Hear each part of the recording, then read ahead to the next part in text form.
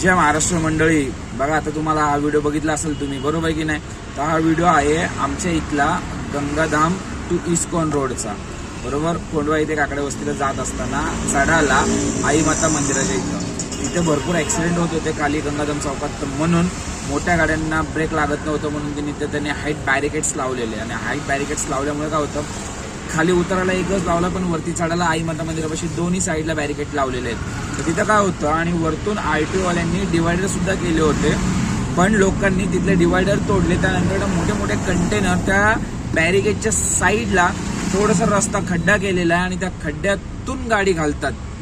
म्हणजे एवढं रिस्की. आणि त्या ज्या मोठ्या गाड्या जेव्हा येतात तर तिकडून खाली पापळ वस्तीवर नाही यायचा रस्ता आहे, आणि तिथे फुल ट्रॅफिक होऊन जातो. त्यामुळे लोकांची फुल तारंबळ होत असते सकाळ आणि संध्याकाळच्या वेळेस. तर याच्यावरती कारवाई करा. बघा तुम्ही.